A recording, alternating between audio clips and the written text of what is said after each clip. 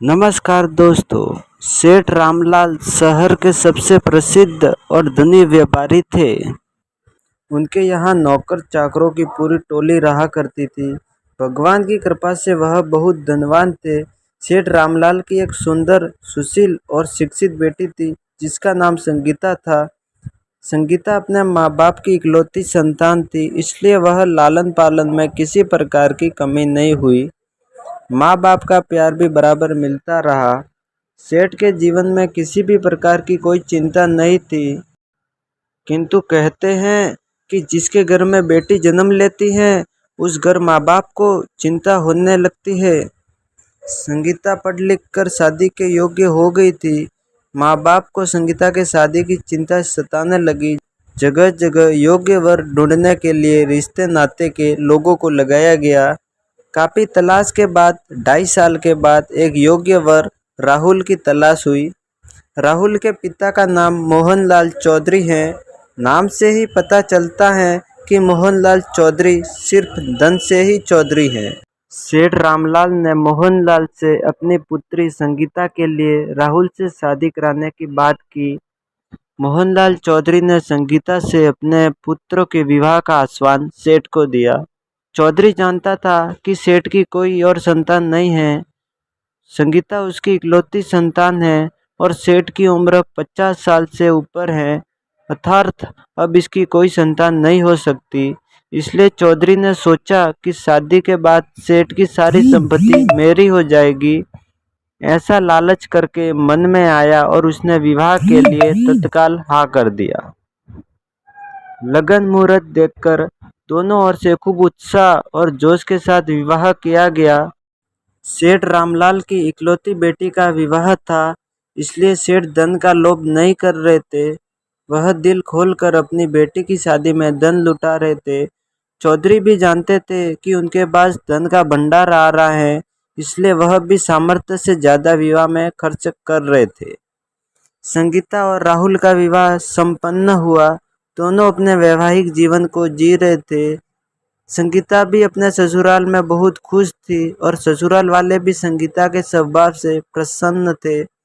संगीता के स्वभाव से रिश्तेदार में भी कोई नाराजगी नहीं थी।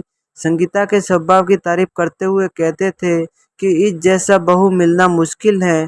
कुछ समय विवाह के बीते होंगे कि सेठ रामलाल के घर पुत्र का जन्म हुआ, अर्थात संगीता को एक भाई मिल गया जिसे वह राखी बांध सकती थी और उसको अपना भाई बोल सकती थी। सेठ के घर खुशियों की झड़ी लग गई। बेटी का विवाह हुआ, अच्छा घर मिल गया, इसकी तो अपार खुशी थी ही, किंतु पुत्र रत्न की प्राप्ति लंबी प्रतीक्षा के बाद हुई। यह खुशी को दोगुनी करने वाली थी। सेठ रामलाल के घर पुत्र का जन्म सुनकर संगीता के ससुराल वालों के पैरों तले जमीन खिसक गई, जैसे उनकी सारी संपत्ति छिन गई हो।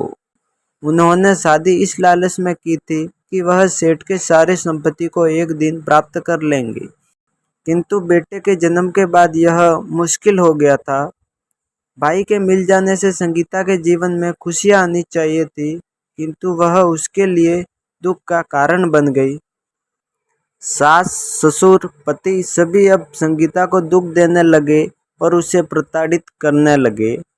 दहेज और धन के लालच में संगीता को मारते पीटते और दिन दिन भर भूखा रखते, किंतु संगीता के आदर्श इतने ऊंचे थे, वह अपने माता पिता को इस यातना और कष्ट के बारे में भनक तक नहीं लगने दी। एक दिन सेठ संगीता से मिलने और अपने बेटे के नामकरण संस्कार में निमंत्रण देने के लिए खुशी खुशी ससुराल पहुँचे। चौधरी और राहुल सेठ को देखकर असमंज में पड़ गए कि वह संगीता से कैसे मिलवाएंगे। सेठ सभी घटना को जान जाएगा और हमारे विरुद्ध कार्रवाई कर सकता है। तत्काल उन्होंने निष्कर्ष निकाला और संगीता को समझा दिया कि किसी भी प्रकार की बात अपने पिता को बताई तो अच्छा नहीं होगा। अनेकों प्रकार की धमकियां देकर संगीता को उसके पिता से मिलवाया गया।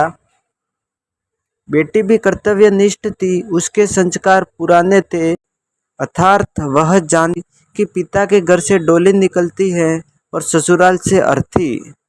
इसी आदर्शों से वह बंधी हुई थी। संगीता ने अपने पिता का खूब स्वागत सत्कार किया। बैठे बैठे की आंखों में आंसुओं की धारा फूट पड़ी। पिता कुछ समझ पाते इससे पहले ही बेटी बोलती है कि पिताजी, यह तो मेरे खुशियों का आंसू है। बचपन से मैं भाई के लिए तरसती थी, अब जाकर मुझे एक भाई मिला है जिसके कलाइयों पर मैं राखी बांध सकती हूँ। बस यही सोचकर मेरी आंखों में आंसू निकल गया। पिता को यह बात समझ नहीं आई।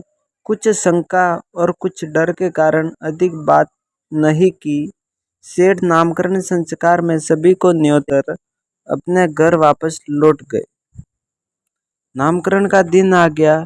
चौधरी मोहनलाल और राहुल दोनों को भी सेठ के यहाँ जाना था, किंतु उन्होंने वहाँ जाना स्वीकार नहीं किया और संगीता को डरा धमकाकर वहाँ भेजने की साजिश करते रहे। दोनों के मानवीय मूल्य इतने गिर गए कि उन्होंने एक नवजात शिशु की हत्या करने का भी षड्यंत्र रच दिया था।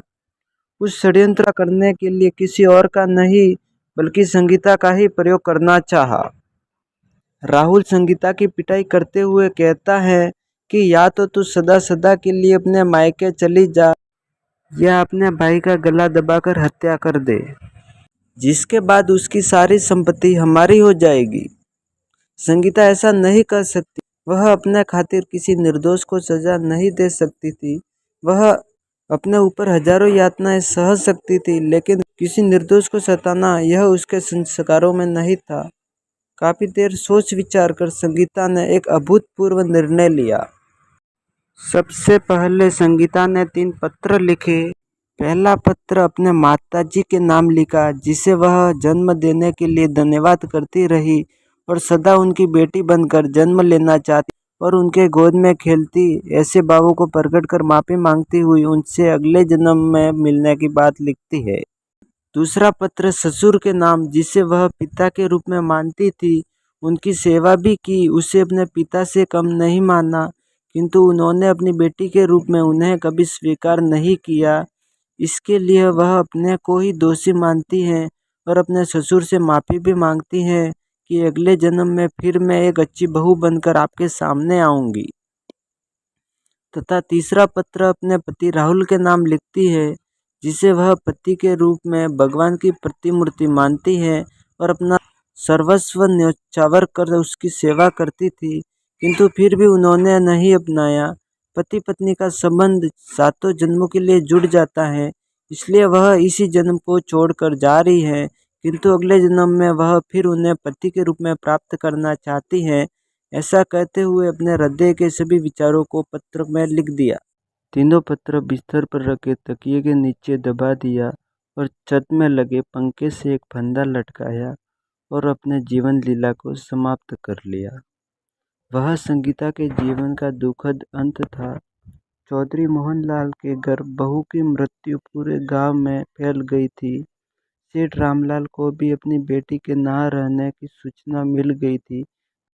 थाना पुलिस चौधरी मोहनलाल और राहुल के घर मौजूद थी। सघन तलाशी और पूछताछ के बाद भी किसी प्रकार की कोई जानकारी नहीं मिल रही थी। पुलिस ने संगीता के शरीर को नीचे उतारा और उसके कपड़े ऊपर करके देखा तो उसके शरीर पर हजारों काले काले दाग थे, जो राहुल और चौधरी के पिटाई के दौरान दिए गए थे। पुलिस को सारा माजरा समझ आ गया। चौधरी मोहनलाल और राहुल के हाव भाव बदले हुए थे। पिता ने भी बताया कि मैं जब संगीता से मिलने आया था तो बेटी रो रही थी, किंतु उसने कुछ बात बताई थी। मुझे शंका है कि बेटी के पति और ससुर ने ही इनकी हत्या की है। फिर क्या था? राहुल और चौधरी मोहनलाल को पुलिस ने गिरफ्तार कर लिया और कमरे की छानबीन की गई। तकिए के नीचे रखे तीनों पत्र को पुलिस ने बरामद किया और उसमें लिखी हुई सभी बातों को पुलिस ने सबके सामने पढ़ा, जिससे राहुल और चौधरी मोहनलाल के सभी यातनाओं का उजागर हुआ। गांव मोहल्ले के सभी लोग संगीता के स्वभाव से परिचित थे और राहुल और चौधरी के स्वभाव से भी। गांव वालों ने भी राहुल और चौधरी मोहनलाल के सभी राज खोल दिए। पुलिस ने कानूनन राहुल और मोहनलाल चौधरी को गिरफ्तार किया। कोर्ट कचहरी हुई, जिसमें राहुल और चौधरी दोनों को आजीवन कारावास की सजा सुनाई गई। तो दर्शकों, लालच में किस प्रकार ससुराल वालों ने अपनी बहू का अनादर किया, उसकी पिटाई की। किंतु इस घटना के प्रभाव में केवल संगीता ही नहीं अपितु संगीता के अलावा इससे एक बेटी का सब कुछ उजड़ जाता है, वही दो परिवार भी बिखर जाते हैं। समाज में फैली इन बुराइयों को वर्तमान में संत रामपाल जी महाराज ही जड़ से खत्म कर रहे हैं। संत रामपाल जी महाराज के सानिध्य में हजारों दहेज मुक्त विवाह हो रहे हैं, जिसमें बिना किसी खर्चे के मात्र 17 मिनट में दहेज मुक्त शादियां हो रही हैं। ऐसी शादी से हजारों बेटियों का जीवन सुखमय हो गया है, क्योंकि अब बेटियां माँ बाप पर बोझ नहीं बनती हैं। संत रामपाल जी महाराज के सानिध्य में यह बहुत ही अच्छा कार्य किया जा रहा है। धन्यवाद।